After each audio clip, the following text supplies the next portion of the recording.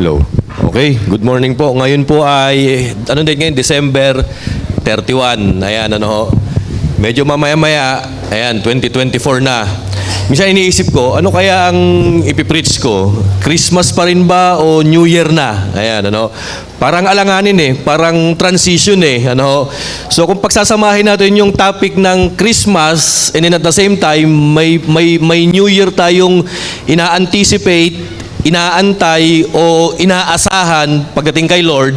Ang naisip kong topic ay na-share sa inyo, yung sa Luke 2 na kung saan dinala ng mag-asawang Mary and Joseph si Jesus sa templo para i-dedicate, Tapos meron doon dalawang senior citizen na ang pangalan po si Simeon tsaka si Anna na matagal nang ina-anticipate, inaantay-antay yung consolation tsaka yung redemption ng Israel. So, kung titignan natin yung kwento, parang merong pang konting touch ng Kapaskuhan and at the same time, meron na siyang sense of anticipation, expectations, and waiting sa breakthrough na ibibigay ng Panginoon. Kaya nga sabi ko nga, medyo alanganin yung date natin ngayon, pero ang maganda, kahit alanganin, nagre-reveal pa rin sa atin si Lord ng magandang topic patungkol sa Kapaskuhan at sa pagdadating ng bagong taon. So, ang title ng ating mensahe ngayon, ito po, While Waiting. Ayan, While Waiting. Bigyan ko muna kayo ng background kung bakit nga ba nangyari ito. So, balik tayo doon sa Christmas event ng kapanganakan ng ating Panginoon. Unang nag-declare ng kapanganakan ang ating Panginoon kay Mary, yung angel. Tama ho ba? Nung nabuntis si Mary, na-engage kay Joseph, nalaman ni Joseph sa Matthew na to, na si Mary ay naglilihi. Ang plano ni Joseph, i-divorce kasi righteous man siya eh. Pero nagpakita rin ng angel kay Joseph through dream. At ang sabi ng anghel, huwag mong hiwalayan yan. Panindigan mo, pakasalan mo si Mary kasi yung pinagdadala niya, hindi sa tao yan, sa Diyos yan. Si Jesus Christ yan yung Messiah. So ang ginawa ni Joseph at ni Mary, sumunod at nag-comply doon sa sinasabi ng ating Panginoon. So nung dumating na ng kapanganakan ng ating Panginoon, ipinanganak si Lord sa Bethlehem. Pagdating sa Bethlehem, nung pinanganak si Lord, ito na, nagpakita ang angel sa mga shepherds, dinalaw siya. Akala natin, church, pagdating doon sa mga design ng Christmas, lalo na yung Belen, di ba't minsan may nakita akong Belen, nandun yung sabsaban, nandun yung mga hayop, nandun si Mary, si Joseph, tsaka si Jesus Christ, nandun yung mga shepherd. Nagulat ako, nandun din yung mga wise men. Magkasabay. Hindi po ganun ang pagkakasunod-sunod nung Christmas event. So ito na nangyari. Nung nagpakita yung angel sa mga shepherds, nagpunta yung shepherds sa sabsaban at doon nila na-encounter yung kapapanganak na baby Jesus. Akala natin ang kasunod niyan, yung pagdating ng mga wise men, pero hindi. Ang kasunod po niyan, ito, yung Luke 2:25-40, na kung saan, nung dumating na yung 40 days after ni Mary ipanganak si Christ, kasi hindi po ba yung mga babae, pagkatapos manganak, dinudugo pa ho yan. Dinudugo pa ho yan. Actually, ganun na nangyari kay Mary. After ng pagdurugo ni Mary, saka siya nagpunta sa templo para, alam niyo ba yun, para magkaroon ng sacrifice of cleansing sa kanyang pagkababae. Ayan, yun na yung cleansing. Pero bago pa dyan, meron pang isang nangyari. After 8 days na isinilang si Jesus Christ, siya po ay tinuli according to Jewish traditions and customs. Actually, commandments sa kanila yan maging sa Old Testament pa So, pagtapos ng pagkatuli kay Lord, after 8 days, 40 days na nakaraan, dinala si Jesus Christ tsaka si Mary doon sa templo para i-dedicate at i-consecrate si Mary. Ito na, pagdating nila sa templo, after ng event ito, saka na dumating yung wise men. Yung mga wise men, siguro approximately mga 2 years nang pinanganak si Christ bago sila nagdatingan mula sa Persia patungong Bethlehem. So dito na muna tayo mag-focus while we are waiting. Ito na nangyari, basahin po natin, sa Luke 2:25 hanggang 40, nung nandun na sa templo, yung family, yung Holy Family, Joseph, Mary, and Jesus, ito po ang nangyari. Now there was a man in Jerusalem called Simeon. Ano si Simeon? He is a righteous and devout. Ayan, ano ho. So, matuwid at deboto. Ayan, ano. Ano yung purpose ni Simeon? He was waiting for the consolation of Israel. Ayan. Kaya siya nagpupunta sa templo, inaantay niya. Ano ba yung Tagalog ng consolation? Hindi pa pagka sinabing consolation sa ibang term, comfort, kaaliwan, ayan, pambawi. Ayan. Kasi during this time, ang Israel lugmok na lugmok sa krisis at kahirapan. Spiritually, politically, financially. Talagang babang-baba. Parang Pilipinas. Ngayon, tanong ko sa inyo, sino rito yung parang si Simeon? Palaging pumupunta sa church kasi inaantay ang consolation from God. O inaantay ang breakthrough from God. O kaya ka nagwo-worship kay Lord because you are waiting something from the Lord. Or maybe you are waiting on the Lord Himself, mga kapatid, to act, to move, and to conquer your life, mga kapatid. Ayan, ano. So, ito, listen to this. Para tayo si Simeon, nakaka-relate tayo. Kaya tayo nagpupunta sa church, it is simply because we are waiting, we are expecting, we are anticipating something from the Lord. Si Simeon, ang kaso niya, he is waiting for the consolation of Israel. So, si Simeon, pag sinabing Simeon, consolation yan. Ano po? At ang sabi sa Bible, the Holy Spirit was upon him. Ibig sabihin, kinonvict siya ng Holy Spirit, pinakiusapan siya ng Holy Spirit, nakiramdam ang Espiritu Santo sa kanya. Ano ang sabi sa verse 26? Let's read. Sabi sa karugtong, it had been revealed to him by the Holy Spirit that he would not die before he had seen the Lord's Christ. Siguro si Simeon, kung i-describe natin, matanda na, marami nang nararamdaman, siguro nase-sense na niya na nasa huling chapter na siya nung kanyang buhay. Pero ang sabi ng Holy Spirit, hindi ka pa mamamatay, Simeon, hanggat hindi mo pa nakikita si Lord. Ayan. Ibig sabihin, hindi ka pa mamamatay kasi may assignment ka pa kay Lord. Sabi mo nga sa katabi mo, aabot ka pa ng 2024. Ayan. O, sabi mo, kasi may assignment ka pa kay Lord sa 2024. Tama po ba? Ayan. O. So, ano nangyari? Sa verse 27, ito po ang karugtong, moved by the Spirit, talagang minove na siya, kinonvict na siya, he went into the temple courts. Yan, nagpunta siya doon sa temple courts. Sino yung nakita niya sa temple courts? When the parents brought in the child Jesus to do for him what the custom of the law required. Ito na yun, yung consecration, what the law had required. Sa verse 28, ito po ang karugtong, Simeon took in his arms and praised God, saying, kita niyo to, church? Kakaiba ang encounter ni Simeon with the baby Jesus. Yung description ni Luke, when Simeon encountered the baby Jesus, very intimate. Kasi yung shepherd, walang binanggit sa Bible na hinawakan nila, kinurot sa cheek yung baby Jesus. Yung magay o yung mga wise men, wala ring sinabing kinarga si Lord o hinawakan si Lord. O kaya wala rin siguro yung parang costume ng mga Pilipino, nilawayan yung baby. Pero ito napaka-intimate nung kanyang encounter kay Lord. Biro mo, kinarga niya yung baby Jesus.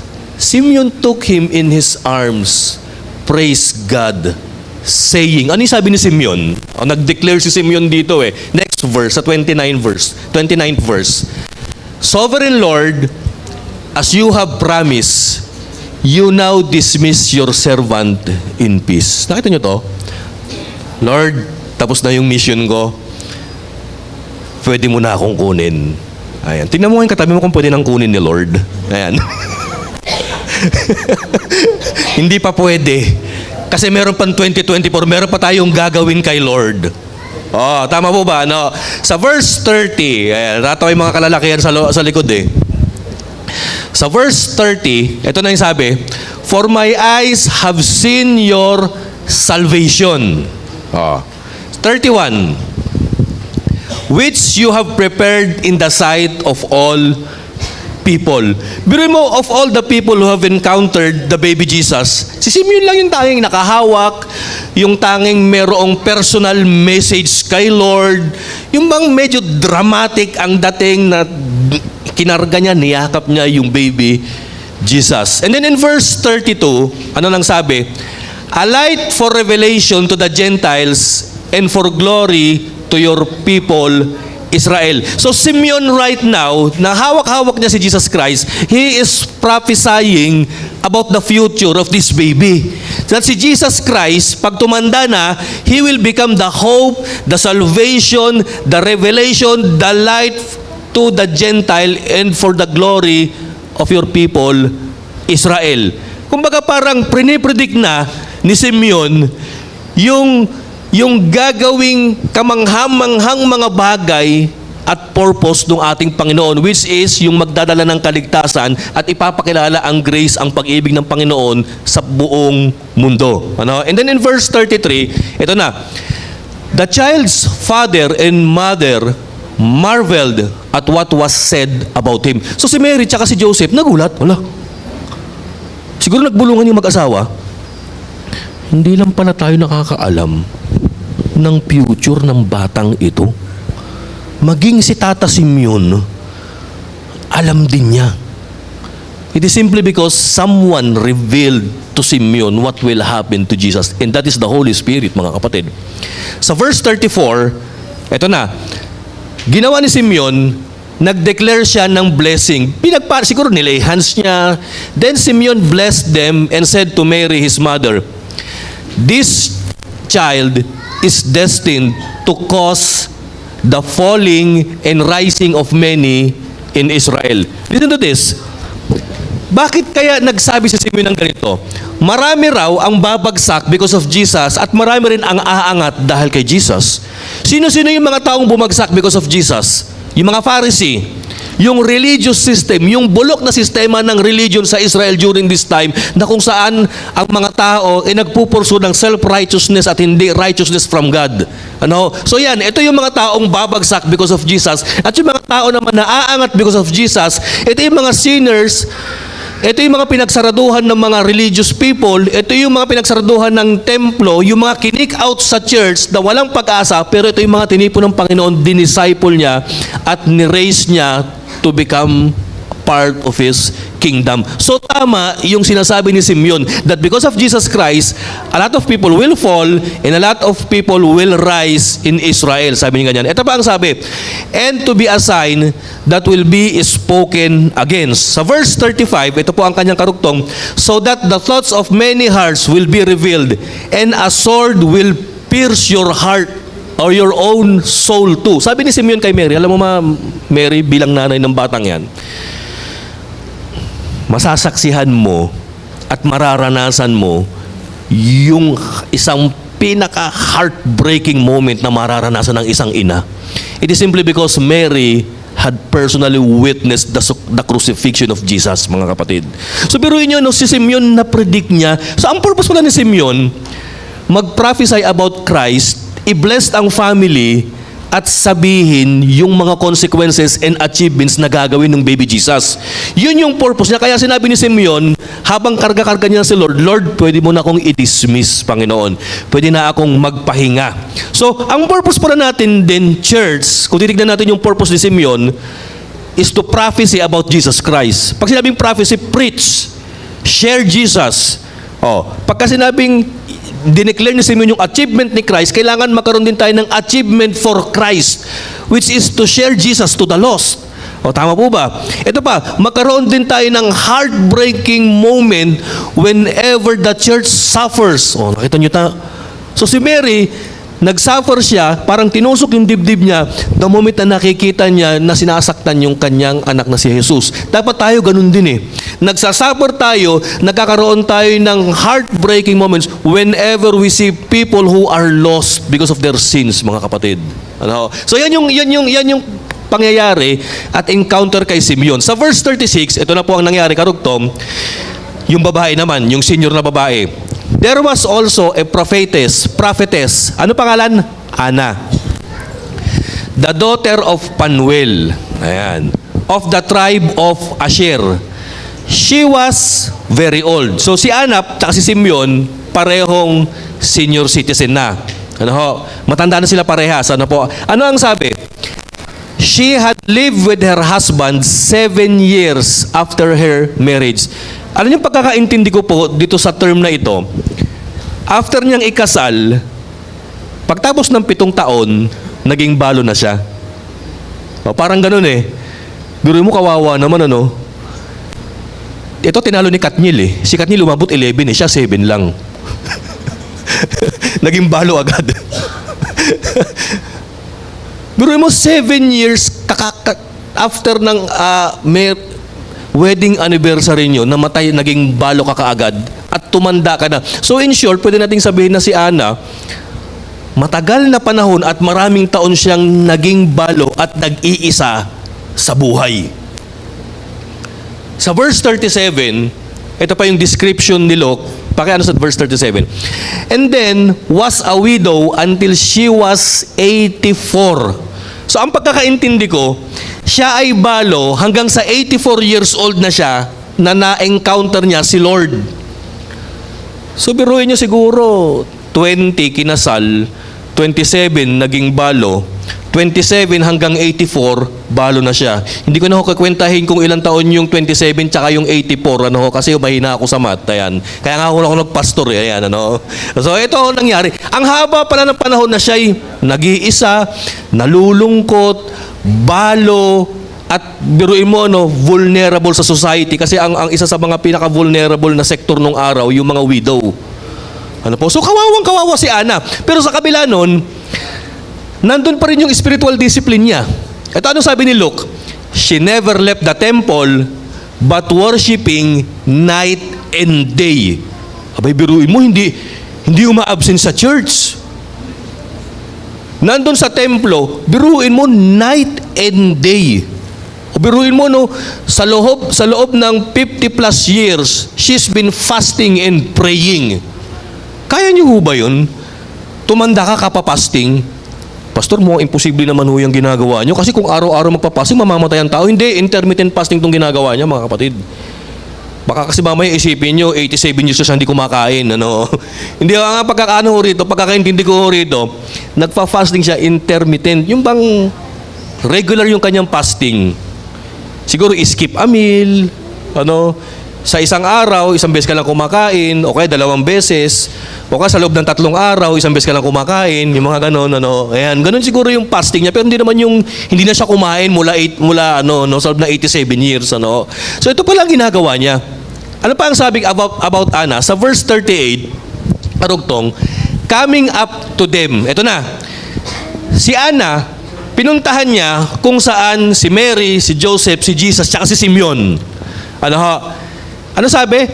She gave thanks to God and spoke about the child to all who were looking forward to the redemption of Jerusalem. Listen to this. Si Simeon, consolation of Israel. Si Ana, redemption of Jerusalem. Ano ibig sabihin ng redemption? Para mas maintindihan natin. Yung term na redemption, pangbawi, pangtubos, pang-resback. Ayan.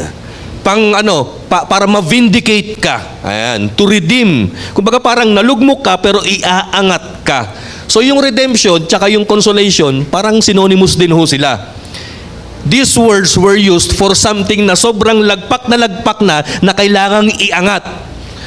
So kung ganyan pala ang topic natin ngayon, church, nakaka-relate tayo, kabataan, kahit hindi ka senior, ako alam ko nakaka-relate ka. Para kang si Simeon tsaka si Ana. Ngayong 2023 at sa mga past years ng buhay mo, malamang iba sa inyo dito, lagpak na. Pinipilit na lang yung paglilingkod sa church. Gumagapang na patungo sa church. Bagamat kabataan ka pa, kasi parang inisip mo, ano, may mangyayari pa ba, may babago pa ba? Pero para kang si Simeon tsaka si Ana na nag-aantay ng redemption and consolation of Israel from the Lord. Tama po ba? So yan, nakaka-relate tayo sa dalawang bida natin sa kwentong ito, mga kapatid. And then in verse 39, ito po ang sabi, When Joseph and Mary had done everything required by the law, ito na yung nagbigay sila ng 2 kalapate, 2 ibon, tapos nag-ceremonial washing na, may mga priest na ceremony na ginawa sila, nagawa nila yung requirements by the law of the Lord, bumalik na sila sa Galilee to their own town of Nazareth. And then in verse 40, and the child grew.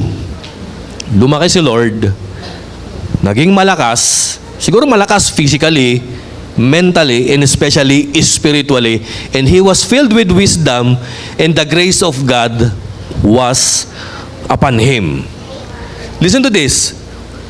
Ano ang matututunan natin sa kwento ni Ana at saka si Simeon about waiting? Ayan. Iba sa atin, church, isa sa pinakaayaw na ginagawa sa buhay, yung nag-aantay. Lalo na yung inaantay mo, alanganin. Ayan. Mahirap. At lalo na yung inaantay mo, hindi credible. Hindi mo alam kung darating, hindi mo alam kung kailan darating, at hindi mo alam kung anong oras o ano ang gagawin pagdating. The good thing about Simeon and Anna, yung person na inaantay nila, yung event na inaantay nila, yung breakthrough na inaantay nila, which is, ano yung sabi ko nga, the consolation for Simeon and the redemption of Israel for Anna, nakita nila sa twilight na nung kanilang buhay. Ano ho? So kung tayo ngayon ay nag-aantay na ng pagkatagal-tagal, ano ba yung mga inaantay-antay natin? No? Inaantay ng mga kabataan. Breakthrough, graduation, bright future. Ayan. Ano ba inaantay ng mga nasa adult stage? Ayan. Pag-ahon sa kahirapan, paglago sa buhay. Pero lahat po tayo, as a church, ang inaantay natin yung breakthrough ng Kingdom of God dito sa Gente de Leon Church of Christ, mga kapatid. Tama po ba? Ano? So iba sa atin, ilang beses nang sumubok ng strategy, ilang beses na tayong nag-pray para sa tao, ilang pinag-fasting pa rin natin sila, pero bakit wala nangyayari? Si Simeon, si Anna, ganyan din. They keep on praying and praying and praying, fasting and fasting, waiting and waiting. Pero bakit wala nangyayari, Lord? Pero ang maganda sa kanila, ang nabuo, yung attitude, tsaka yung perseverance ng pag-aantay.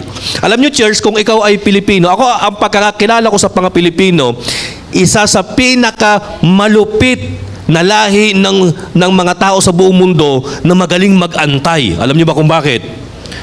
Kasi sa Pilipinas, traffic pa lang, magna cum laude ka na in waiting, mga kapatid. Tama po ba? Oh, traffic pa lang yan, may honor ka na sa pag-aantay. Ayan, biruin mo, no? Sumakay ka ng 1 mall papuntang Karawatan, inabot ka ng 1 oras, mga kapatid. Pero pag nilakad mo, 30 minutes lang. Ayan, ano? Mas magaling ka mag-antay, mga kapatid, ano? So ito na, dito po sa kwento natin, meron ho tayong parang 4 na bagay na pwedeng makuha kay Simeon tsaka kay Anna while waiting. Okay, number 1, ito po. While waiting, don't stop believing. Oh. Sino rito yung nag-aantay, hindi naman naniniwala? Abay, kung di ka naniniwala, huwag ka na mag-antay. Tama po ba? Kaya ka nga nag-aantay kasi naniniwala ka eh. Okay, itong dalawang to nag-aantay, it is simply because they are believing. They kept on believing on the promises of the Lord, on the redemption of the Lord, on the consolation of the Lord. Naniniwala sila, alam nila yung scripture eh. Ano? So while waiting, don't stop believing. Kung may inaantay, kapatid, ito kung tao na mayroong questionable character ang inaantay mo, pwede ka pang mag-quit on believing. Pero kung si Lord ang inaantay mo, I beg you, don't stop believing. Maniwala ka. Yan, sabi mo sa katabi mo, umasa ka. Yan, asa pa more, kapatid. Ano? Kasi ako naniniwala, those who wait upon the Lord will never be disappointed. O, nakita po ninyo yan. Ano? So, while waiting, number 1, don't stop believing. Ayan. Kaya ka pumunta sa church, naniniwala ka pa rin kay Lord. Kaya ka pumunta sa church, naniniwala ka that God has something for you, has some great things for you. So don't stop believing. Si Simeon, si Anna, naniniwala, ay hindi, Pupunta pa rin ako sa templo kasi naniniwala ako merong mangyayari. Yan yung mindset nila, mga kapatid. Ano? Church, habang tayo'y dumadagdag sa kaka-celebrate ng bagong taon, don't stop believing, expecting, and anticipating something from the Lord. Ayan, ano. Next, sabi ko nga po rito, maintaining an attitude of expectation is important while we are waiting for God to act. Ayan. Alam nyo, church, may dalawang uri ng pag-aantay. You are waiting passively or you are waiting actively. Ano ibig ko sabihin nito? May mga tao nag-aantay, antay lang ng antay, nag-aantay natutulog. Nag-aantay walang ginagawa. Pero itong si Simeon tsaka si Ana, nag-aantay sila, ano ginagawa? Actively. Kasi may kasamang praying, fasting, tsaka worshiping eh. May kasamang ministering sila doon sa temple eh. Ang daming Kristiyano nag-aantay ng something kay Lord pero hindi nag-church. Nagpe-pray ng something kay Lord pero hindi gumagawa ng mga bagay na pinapagawa ni Lord. Sa tingin nyo ba, igagrant pa ba ni Lord ang mga ganitong uri ng mga request if they are waiting passively for the Lord? Oo, naniniwala naman sila, pero passive masyado eh. Hindi kagaya ni Ana tsaka ni Simeon. Kung meron mang dahilan para mag-wait itong dalawang ito passively for the Lord, passive ba, yung walang ginagawa, nag-aantay lang. Alam nyo kung ano yung dahilan nila? Senior na kami, Lord, lipas na kami dyan. Pwede ba pass muna sa prayer? Pass muna sa fasting. Lord, pwede ba pass muna sa pagpunta sa templo kasi ang sakit ng arthritis ko, Lord. Yan. Mataas, inatake na naman ako ng gout ko. Ayan. Kung meron mang tao na mag-aantay kay Lord passively, si Ana, Sana, tsaka si Simeon ito eh. Pero hindi eh. Matanda na sila but they are active, mga kapatid. Ano ho? Pangalawang bagay po, while we are waiting, ito po. While waiting, ayan, be faithful and persevering. Si Ana, ilang taong nagantay? Biruin mo, halos 7 dekada nag-aantay. Biruin mo, halos 70 years kang nag-aantay, parang wala nangyayari. Tapos ang malala, Panginoon, parang wala naman nangyayari sa pag-church ko ah. Lord, parang, imbes na lumago ako, parang lumalala ako ah. Lord, ba't ganito? Ang tagal ko na nandito sa church, Panginoon, pero grabe, no? Imbis na lumalago, imbis na dumadami, pero parang kumukunti, Panginoon. Pero nandun pa rin si Ana. May mga Christians kasi, pagka nagkakaroon na ng conflict sa church, lumilipat o maalis eh.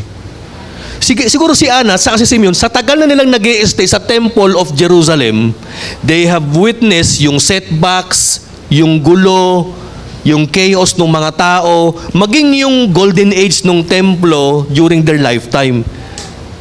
Pero hindi sila nakafocus dun eh. It is simply because they are faithful in perseverance doon sa pag-aantay nila kay Lord. Yan po ang ilagay natin sa mindset natin, mga kapatid. Lord, faithful ako. Lord, mag-i-endure ako kahit na anong nangyayari, kahit na magkakaedad na ako, Panginoon. Kasi alam ko merong mangyayari. Ayan. While we are waiting, be faithful and persevering. Alam niyo, ang maganda kay Simeon at kay Ana, hindi lang sila faithful kay Lord. Faithful sila sa templo. Faithful sila sa templo. Next, ano pa yung nakalagay dyan? Ano? The coming of Jesus into our lives should offset offset our disappointments in life. Ano yung mga disappointments ni Simeon at ni Ana? Ito pwedeng i-inject ng devil sa isip nila, tumanda na lang kayo, wala naman nangyari sa kakatemplo nyo. Pwede yun. Anong napala mo, Simeon, Ana? Kakatemplo nyo kay Lord. Wala. Ikaw, Ana, imbis na nag-asawa ka na lang sana, o ano nangyari, tumanda ka ng dalaga. Malamang yun ang ini-inject ng demonyo sa kanya eh. Pero hindi eh. Sa kabila ng mga disappointments na nangyayari sa buhay nitong dalawang senior citizen na ito, yung pagdating ni Christ, yung pagka-encounter nila sa baby Jesus, yun yung nag-offset lahat ng disappointments nila sa loob ng ilang mahabang dekada, mga kapatid. So the coming of Jesus into our lives should offset our disappointments in life. Church, ako pagka nadidisappoint ako sa buhay, pagka nakaka-experience ako ng loss, nawawalan ako, iniisip ko na lang yung pagka-encounter ko, pagkatanggap ko, at pagpunta ng aking Panginoong Hesus sa buhay ko. Na yun pa lang, di baling mawala na lahat ng bagay, basta si Jesus nasa akin. Okay, pangatlong bagay po na pwede nating matutunan dito. Listen to this. While waiting, be in tune with the Holy Spirit. Ano yung sabi kay Simeon? Di ba't parang ininfluensyahan ng Holy Spirit si Simeon to go in a specific place, in a particular place sa templo, nang sa gayon ma-encounter niya yung baby Jesus together with Mary and Joseph. Alam niyo po, kung si Simeon hindi siya sensitive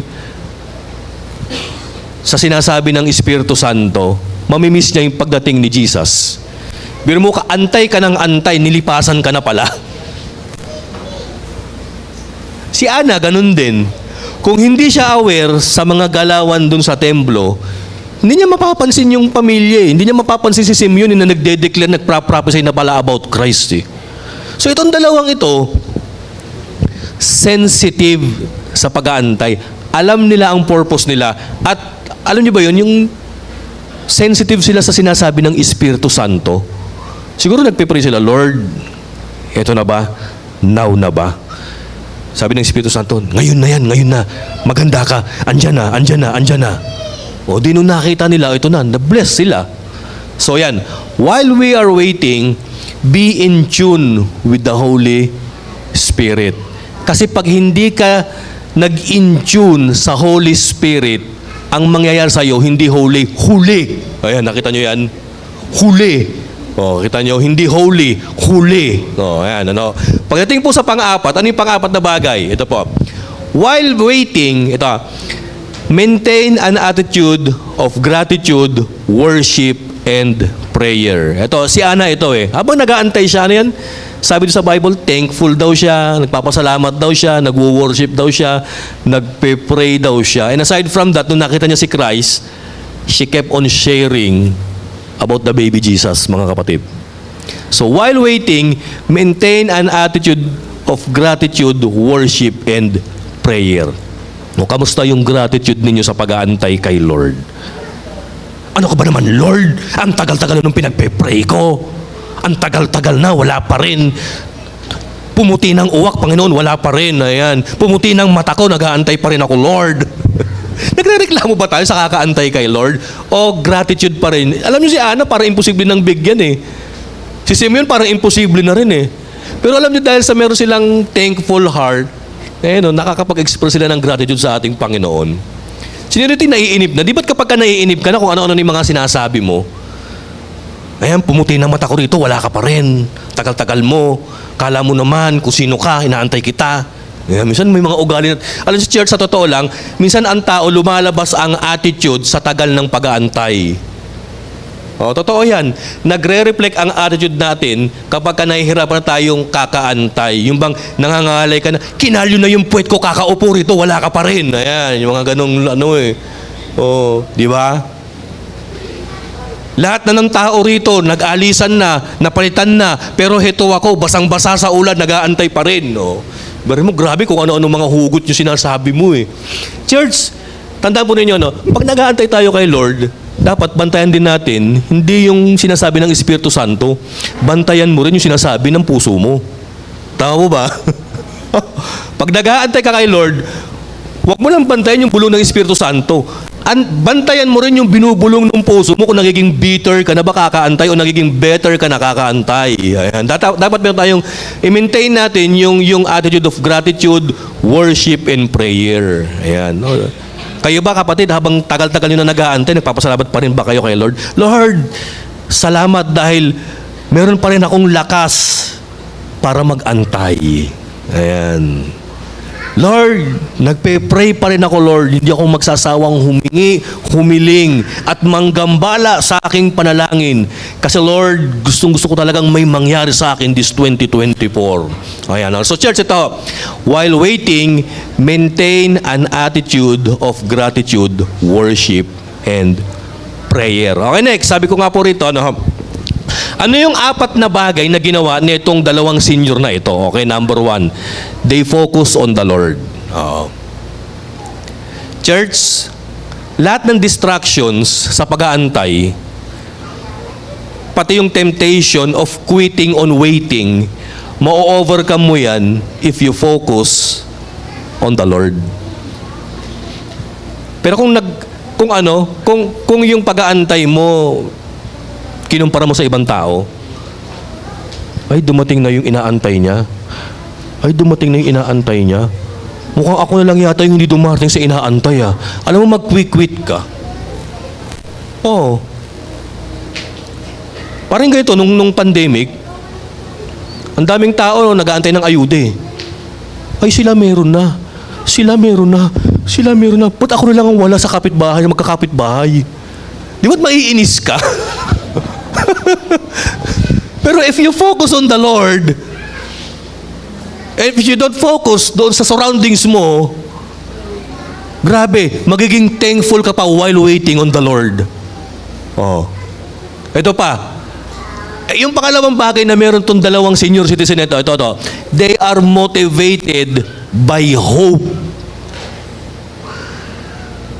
Sa totoo lang po, ang maraming pag-asa sa buhay, sa age bracket ng mga tao, yung mga kabataan, yan, malaki pa pag-asa niyan. Ang pinakamaliit na pag-asa yung mga nagkakaedad na, mga kapatid. Oh. Pero listen to this.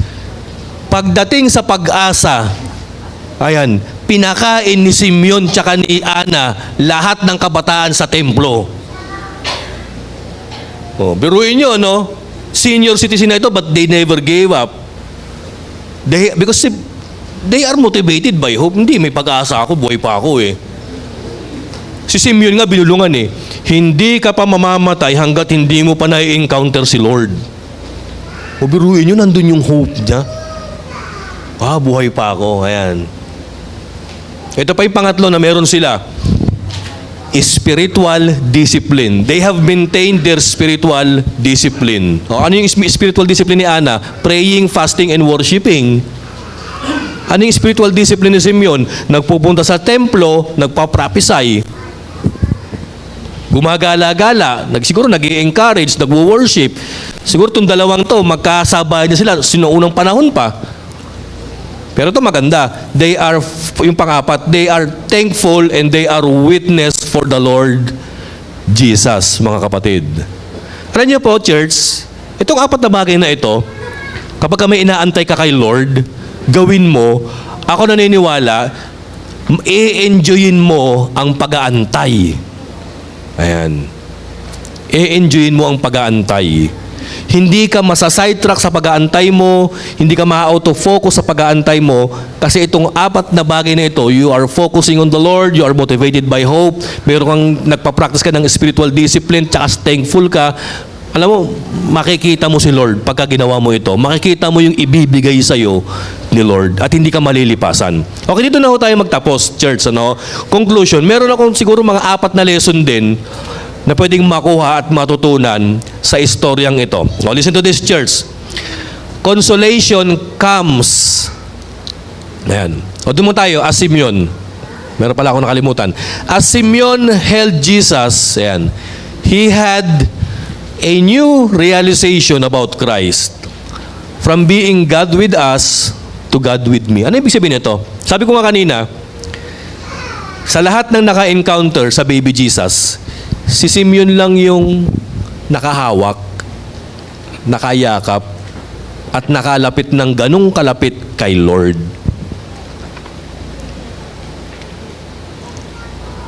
Ibig sabihin, si Simeon lang yung nakasulit sa pagkaka-encounter niya kay Lord. Ito minsan ang problema pagka ikaw bumibili ng online. Yung kinukuha mo, hindi mo nakikita. Yung binibili mo, hindi mo nakikita mo picture, pero personal hindi mo nakikita. Hindi mo nahahawakan, hindi mo nasusukat. O kunyari, bumili ka ng sapatos online. Ang liit pala. O kaya ang laki pala. O, di ba? Ang maganda kay Simeon, nahahawakan niya, nayakap niya si Jesus. Personal. From being God with us, God with me.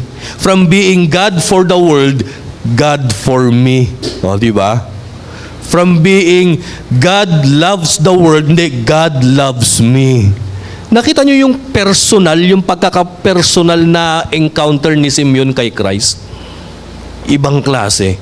Si Simeon lang yung pinagpala ng ganon. Yung nabuhat niya yung baby Jesus. Okay, ano pa ako sabi sa karugtong? Next.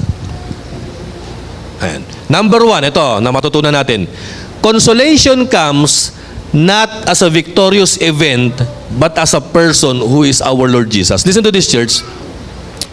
Kung minsan ito yung maling idea natin about waiting on the Lord Akala natin pag may inaantay tayo kay Lord, akala natin breakthrough, bagong trabaho, bagong karir, magandang kinabukasan, bagong business, maraming pera, blessing. Akala natin ganun Akala natin ganyan ang consolation na ibibigay niya Pero sa totoo lang, church, ang consolation si Jesus mismo.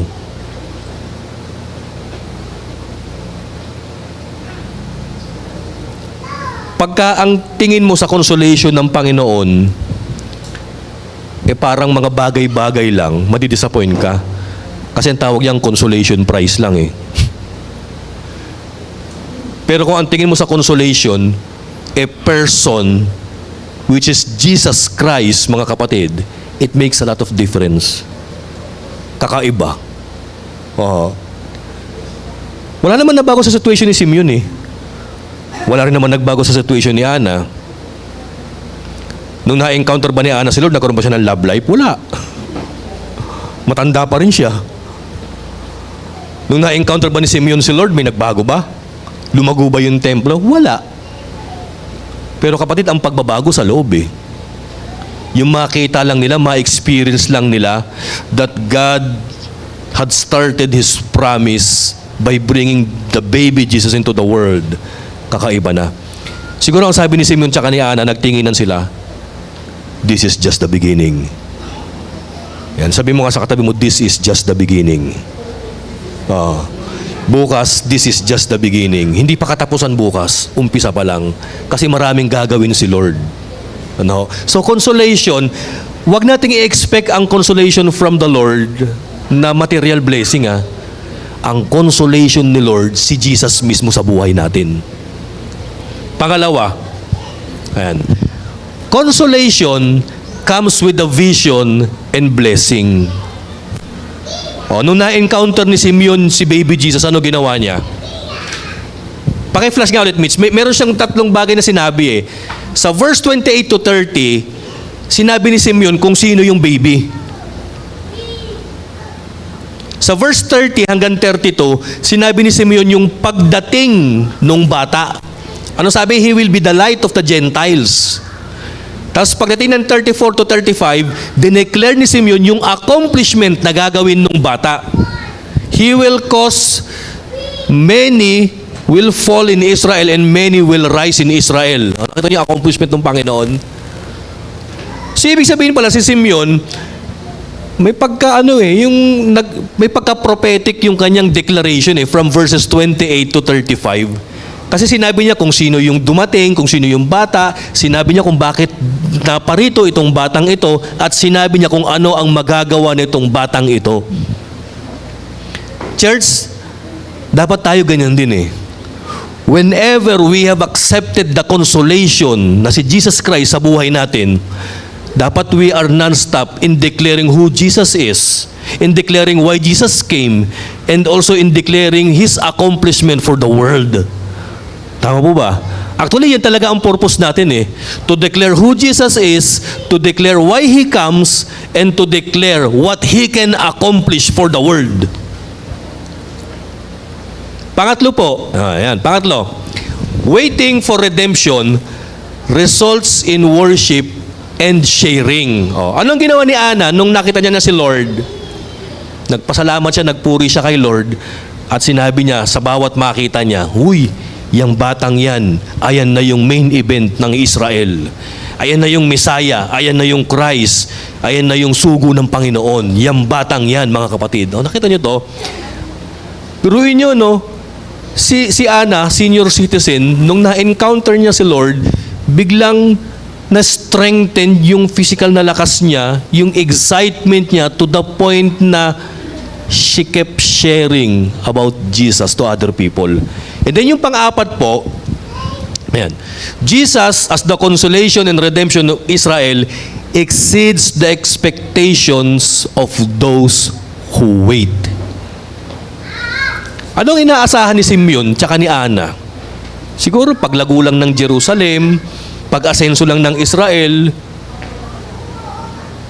Siguro ang inaasahan ng dalawang ito, ma-stabilize lang ulit yung political stand ng Israel or yung political status ng Israel.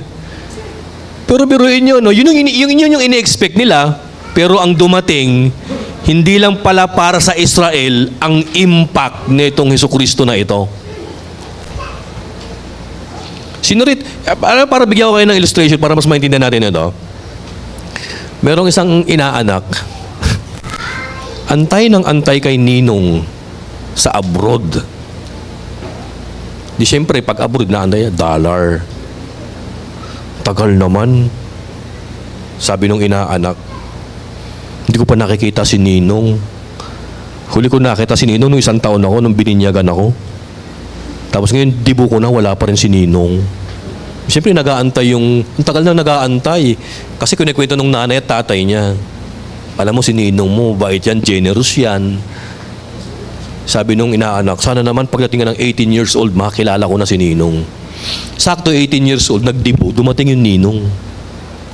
Siyempre, ang ina-expect ng bata, biro mo 18 years, may utang sa akin to 18 years. So sabihin natin $100, pero every year, kumenta agad yung isip ng bata eh. $18. Ang laki nun. Pero nagulat siya, church, ang ibinigay ni Ninong, hindi dollar. Alam niyo kung ano? College plan. Oh. Pang-matrikula sa kolehiyo. Kung minsan tayo, ganyan din eh. Parang si Simeon tsaka si Ana, ang ina-expect natin kay Lord, dollar. Pero ang ibinigay niya, mas greater pa pala. Ang ina-expect nitong dalawang ito, kay Jesus Christ, yung physical kingdom ng Israel i-restore niya. Pero they never realize na in-exceed ni Jesus Christ yung expectations nila. That Jesus Christ came hindi lang to redeem Israel, to redeem yung buong mundo mula sa kasalanan at dadalhin tayo sa piling ng Diyos natin sa langit. Salvation pala ng sangkatauhan. So listen to this, church. Jesus as the consolation and redemption of Israel exceeds the expectations of those who wait. Next, ito na, matatapos na po tayo, church. Those who patiently wait on the Lord will never be disappointed. Tandaan po ninyo yan, mga kapatid. Sa Bible, ang daming pinangakuan ni Lord. Oo. Si Abraham lang pinangakuan eh. Pinangako ang magkaanak. Pinangako ang dumami ang lahi. Pero lahat po ng pangako ng Panginoon kay Abraham, nagkatotoo. Pero, lahat ng pinangako ni Lord kay Abraham, hindi lahat na-enjoy ni Abraham. Nakita ba ni Abraham na dumami lahi niya? Hindi. Nakita ba ni Abraham na yung lahi niya dumami parang between, parang buhangin sa dagat? Hindi. Pero nagkatotoo. Tama po ba? Listen to this, church. Hindi man natin makita, church, ngayon o sa buhay natin yung mga promises, yung mga breakthroughs na ibibigay sa atin ng Panginoon. Pero who knows? Baka yung descendants natin ang maka-experience ng breakthrough kay Lord because of your faithfulness in Lord, mga kapatid. So those who patiently wait on the Lord will never be disappointed. Alam nyo, ang tao, madalas yan, dismayado tayo. Oo. Nakakadismayang umasa sa tao. Pero ang umasa kay Lord, never tayong madi-disappoint, mga kapatid. Next, ano? Ayan. Although Simeon and Anna met Jesus for a while, it was enough. Ano? They were satisfied by the goodness faithfulness, and salvation of God in Christ. Okay, tayo po tumayo ngayon, ano? Right now, church, ngayong 2024, siguro iba sa inyo may plano na. May timetable na. May schedule na. Ayan, Lord 2024. Balik tayo sa mga ano natin, mga plano-plano natin pagdating kay Lord. O yung mga pinag-pray natin kay Lord. Siguro iba sa atin, ang dami ng list. May booklet tayo ng prayer. Nilista natin yung mga prayer request natin at inaantay natin yung katugunan ng ating mga panalangin sa Diyos. Ano po? Pero listen to this, church. Si Simeon tsaka si Ana, yung pagkaka-encounter nila kay Lord, sa totoo lang wala naman nangyari eh. Bakit? May magagawa pa ba yung baby Jesus? Wala naman eh.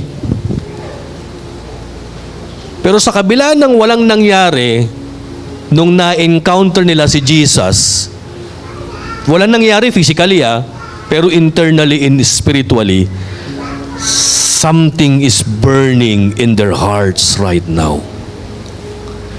Alam niyo ang nangyari kay Simeon tsaka kay Ana, hindi naman consolation and redemption eh.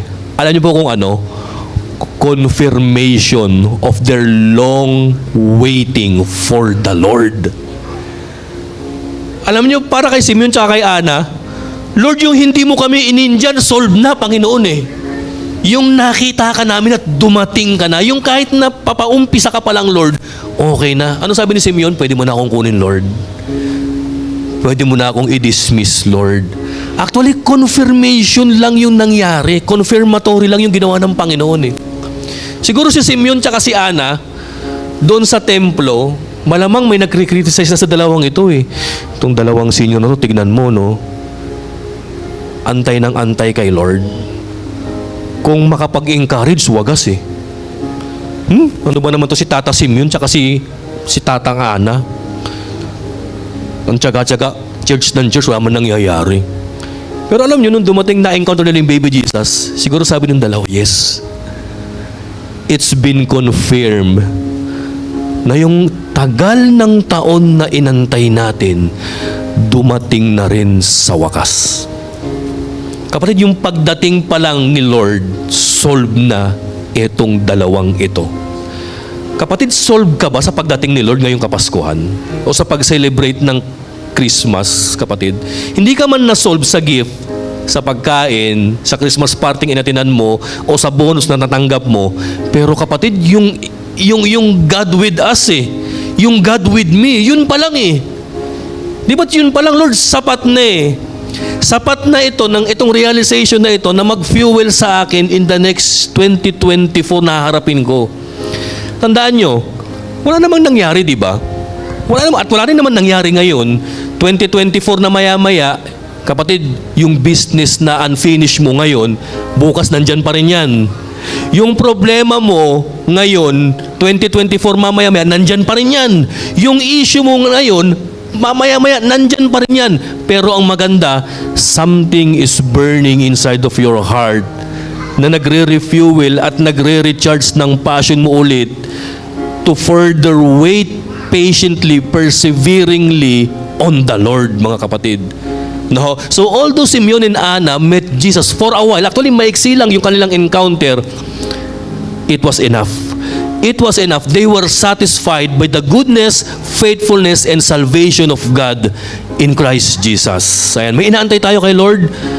Kapatid, kahit physical, material ang inaantay mo, pero ang maganda, yung spiritual na pagpunta ni Jesus sa buhay mo, solve na tayo. Ano po? Next, pinakahuli po, church. Living by faith and waiting on the Lord means worshiping Him before miracle happens. Ayan. Ito yung sinasabi ko kanina no? That while we are waiting, hindi dapat tayo passive. Dapat active tayo. Lord, habang nag-aantay, Lord, magpipray ako.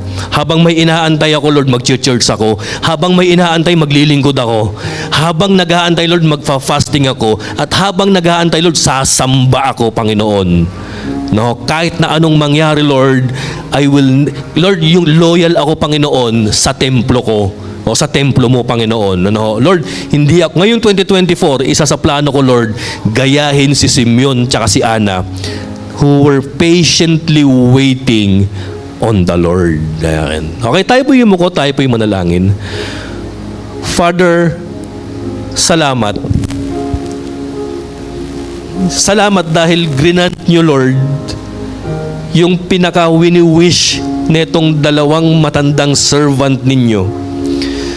Lord, ang tagal nilang nag-aantay pabalik-balik sa church. Umulan, umaraw, bumagyo, umaraw, nandun pa rin sila, Lord. Wala silang palya. They kept on coming back on your temple. Pero salamat, because at the dawn of their lives, or at the twilight of their lives, hindi nyo sila binigo. In-encounter nyo sila at nakita kanila, Panginoon. Nalaman ni Simeon, Father, yung real purpose. At nakita ni Ana, Panginoon, yung inyong kabutihan. Salamat, O God, because you are good unto us. You are faithful to us. At salamat sa kaligtasan because of Jesus. Lord, narito po kami, Panginoon. May inaasahan din kami sa inyo, Lord.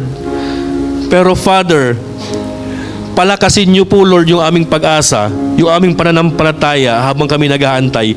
Nawa, Lord, wag lang kaming mag-antay passively. Bagkus, Lord, mag-aantay kami expectantly, Panginoon. Mag-aantay kami, Lord, ng matyaga, may perseverance and endurance, Panginoon, at actively kaming nag-aantay that while we are waiting, Lord, we will love you, we will serve you, we will share you, and we will declare, O Lord, your love and goodness for all people. Salamat, Father God. Pagpalain niyo kami, Panginoon, ngayong darating na 2024. Lord, maraming salamat po. Ito pong aming panalangin. In Jesus' name we pray. Ang lahat ng nag-aantay kay Lord ay magsabi ng Amen. God bless, mga kapatid.